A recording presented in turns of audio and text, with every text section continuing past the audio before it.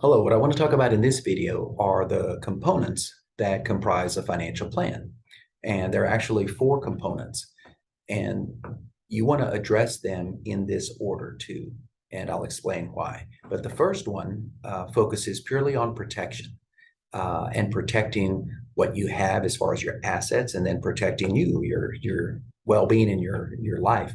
So some of the things in this protection component are going to be like auto insurance, uh, homeowners insurance, an umbrella policy. It's also called a liability policy. So those are the things that protect what you own. And if something happens in like an accident, either in your car or somebody gets hurt on your property, then you're going to be protected in the event somebody sues you. The next thing is obviously you want health insurance because you want to make sure that if you're sick, you have enough coverage to be able to get well and pay for the doctors and all that. In addition to that, you want to make sure that you have disability income insurance. So if you get sick or hurt and you can't work anymore, then you have some source of income that continues to sustain you while you're going through your uh, debilitating illness or injury. Another thing is life insurance. Do you have enough life insurance to protect your family in the event of your untimely demise? Another aspect in the protection component is doing will planning, because in the will, you want to make sure that the people who you want get your assets, and you get them the way you would like them to get. That also involves sometimes creating trusts, but not for everybody. So creating proper wills. And within those wills and trusts, you also want to assess what are called powers, like financial powers of attorney and health powers of attorney, those kinds of things. So that's the protection piece. So it's basically protecting what you have now and what you will have in the future, and protecting the most important things in your life. That's the first step. You want to have maximum protection in all those areas. Now, what are the correct amounts to have? Well, it depends on your personal financial circumstance. And that's where an advisor will help you set what amounts are right for you. Then that moves us to the second component, and that is liquidity. And what liquidity basically is just cash in the bank, cash in a savings account at the bank. And my general rule for my clients is you want to have a minimum of 3 months of living expenses to a maximum of 1 year of income. So once again, minimum of 3 months living expenses to a maximum of 1 year income, whatever you feel most comfortable within that range. Now, there's two reasons to keep that kind of cash on hand. One, obviously, is in the event an emergency comes up. And what's the definition of an emergency? Well, it's something we can't plan for. So, for instance, I'm driving down the road and all of a sudden my transmission just blows up. Okay. Obviously, I can't plan for that. So, what I would do is I would tap into my emergency funds, the cash of the bank, pay for that repair. But then I got to replenish that savings account to the level that it was before.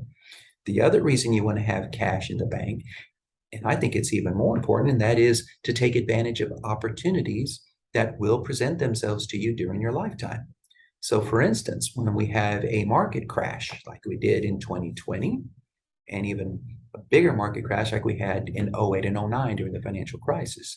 So, during those time periods, the market really went down in value. In the financial crisis, markets dropped 50%. In the beginning of the pandemic in 2020, markets dropped about 30%. So that's a buying opportunity. So if you have cash on hand, you can take real advantage of those discounts in the market. Also, in during the financial crisis, if you remember, we also had a real estate bubble, and so the price on real estate really dropped down. And so people that had cash on hand were able to capitalize on that and buy real estate at a deep, deep discount. Um, so that's the second reason that you want to have enough liquidity. Once you have enough liquidity, then we move to the third component, and the third component focuses on debt and how your debt is structured. So what we want to look at there is we want to eliminate bad debt as soon as we can. So what is bad debt? Well, bad debt is going to be those debts that you're holding that are short term, have short term repayment schedules.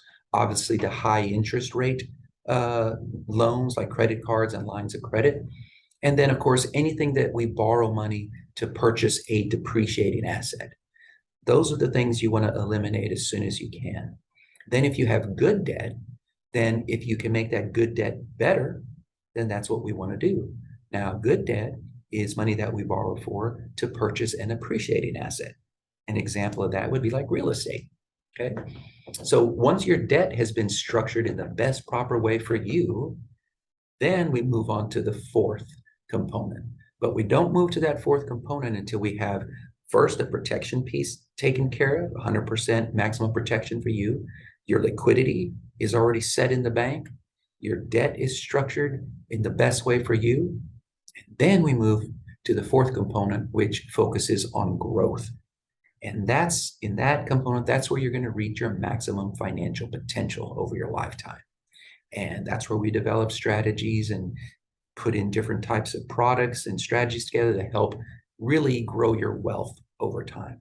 But you don't focus on that fourth component until those first three are done. And unfortunately, you read a lot of articles and see a lot of videos on stuff, and all they tend to really focus on is that fourth component, which would be great if we lived in the perfect world and nothing bad ever happened to people.